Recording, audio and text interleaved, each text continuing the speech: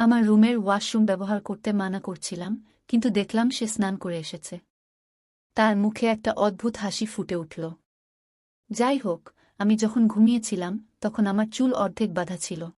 সকালে যখন উঠি দেখি চুল খোলা এলোমেলো, তারপর বিছানার চাদর দেখে আমি হতবাক হয়ে গেলাম। আমার নাম তানিয়া। আমি দেখতে খুব সুন্দরী। কয়েক বছর আগে রফিকের সাথে আমার বিয়ে হয়েছিল। আমার স্বামী খুব ভালো মানুষ ছিলেন, তিনি সবকিছুতেই আমার একমত হতেন।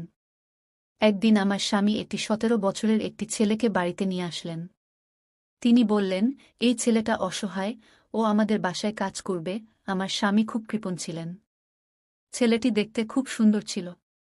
আমি স্বামীকে জিজ্ঞাসা করলাম, এই ছেলেটি কোথা থেকে এসেছে? তিনি বললেন, সে আমার বন্ধুর বাড়িতে কয়েক মাস কাজ করেছে, কিন্তু এখন সে বিদেশে যাচ্ছে।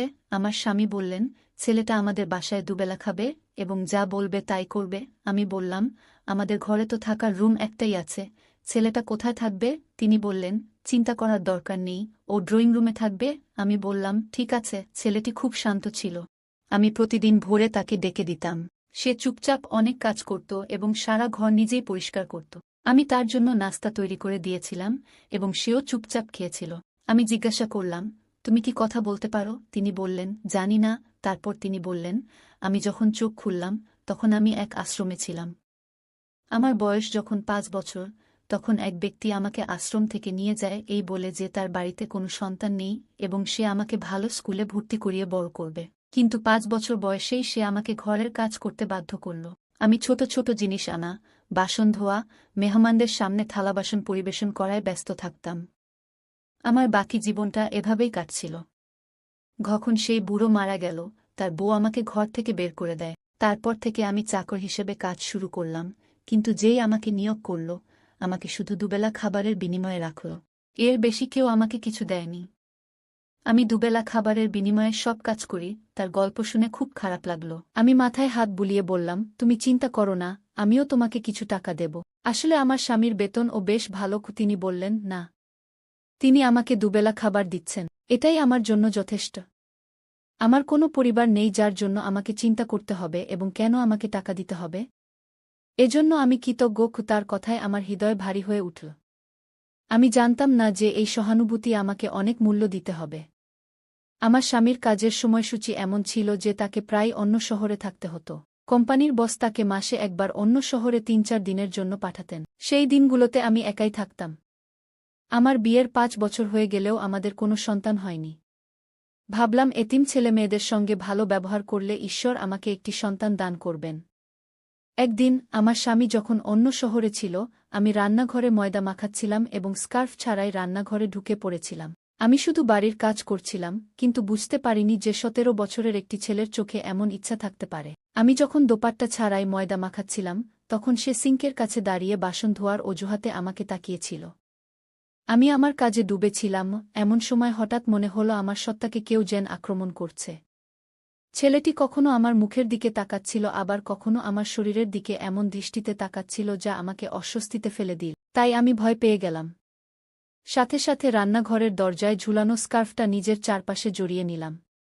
ময়দা প্রায় গুঁড়ো করে ফেলেছিলাম, সেটি একটি বাক্সে রেখে ফ্রিজে রাখলাম এবং তৎক্ষণাৎ রান্নাঘর থেকে বেরিয়ে এলাম। আমার বিছানায় বসে ভাবতে লাগলাম, কেন এই ছেলেটি আমার দিকে তাকিয়ে আছে।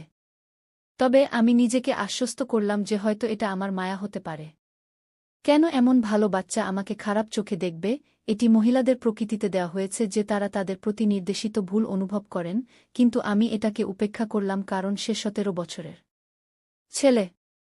আমি ভাবিনি যে সে এমনভাবে তার অসহায়ত্বের গল্প বর্ণনা করতে পারে। কিছুক্ষণ পর ঘর থেকে বেরিয়ে দেখলাম সে সোফায় বসে আছে। রাতের খাবার খেয়ে সে বলল, ম্যাডাম, বাইরে খুব ঠান্ডা।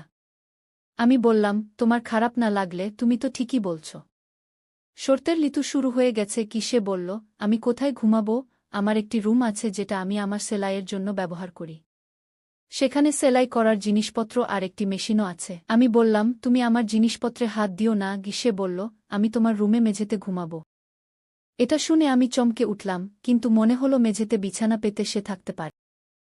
আমি এখনও আমার শীতের জামাকাপড় বের করিনি, কিন্তু তার মুখে এক অদ্ভুত আনন্দের ছাপ দেখলাম, যেন সে খুব খুশি হয়েছে। তার বিছানাটা তুলে আমার রুমে মেঝেতে বিছিয়ে দিলাম। ঘুমানোর আগে আমি রুমের আলো নিভিয়ে দিলাম এবং ধীরে ধীরে গভীর ঘুমে তলিয়ে গেলাম। সকালে যখন আমার চোখ মাথাটা খুব ভারী লাগছিল, হয়তো অতিরিক্ত ঘুমের কারণে। ঘড়ির দিকে তাকালাম, সকাল ৮টা বেজে গেছে।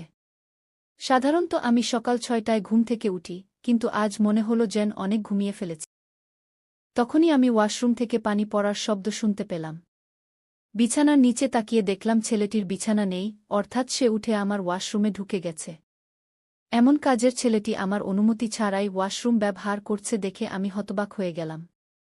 আমার রুমের ওয়াশরুম ব্যবহার করতে মানা করেছিলাম, কিন্তু দেখলাম তিনি স্নান করে এসেছেন। তার মুখে একটা অদ্ভুত হাসি ফুটে উঠল। যাই হোক, আমি যখন ঘুমালাম তখন আমার চুল অর্ধেক বাঁধা ছিল। সকালে যখন আমার স্কার্ফ তুলতে গেলাম, বিছানার চাদর দেখে আমি হতবাক হয়ে গেলাম। যদিও আমি কোণে ঘুমাতাম, চাদরের অবস্থান দেখে মনে হচ্ছিল যেন কেউ সেখানে শুয়েছিল। রুম থেকে বের হয়ে বললাম, শোনো, আমি এখন পর্যন্ত তোমার নাম জানি না। সে বলল, হ্যাঁ ম্যাডাম।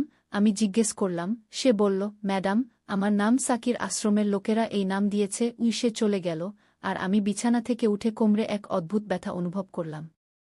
অলস বোধ হচ্ছিল এবং বিছানা থেকে উঠতে হচ্ছে হাতছলনা। আমি চা বানাতে জানি, কিন্তু সাকিরকে বললাম, আমার জন্য ১ কাপ চা তৈরি করো। সে বলল, হ্যাঁ ম্যাডাম, এবং সাথে সাথে আমার রুমের দরজা খুলে দিল। আমি বললাম, আজ আমি ভালো বোধ করছি না। সে আমাকে দেখে বলল, হ্যাঁ, এমন কাজেই হয়। আমি ভাবতে লাগলাম, আমি কি ধরনের কাজ করেছি। আমার স্বামী অন্য শহরে যাওয়াতে মনটা খুব অদ্ভুত লাগছিল। বিকেলে যখন আমি ফোন করলাম, সে বলল, তানিয়া, তোমার কি হয়েছে? তোমার শরীর ভালো লাগছে না? আমি বললাম, না, কাজ করছিলাম। সে বলল, আমি মিটিংয়ে আছি, পরে ফোন করব। তার কথায় আমার মন আরও ভারী হয়ে গেল। এটি একটি কাকতালীয় এবং মোহ ছিল। আমরা একে অপরের সুর থেকে জানতাম যে আমাদের সামনের লোকটি বিরক্ত কিনা। আমি একটি দীর্ঘ নিঃশ্বাস নিয়ে আমার স্বামীকে বললাম, কিছু না, গতকাল থেকে আমি অনুভব করছি একটু ভারী, আমার শরীর ভারী লাগছে, আমি খুব ক্লান্ত বোধ করছিলাম। আমার সামনে দাঁড়িয়ে বড় বড় চোখ করে আমার দিকে তাকিয়েছিল। তার চোখে এক অদ্ভুত তপস্যা ছিল যা তার অস্তিত্বকে সমর্থন করছে বলে মনে হচ্ছিল।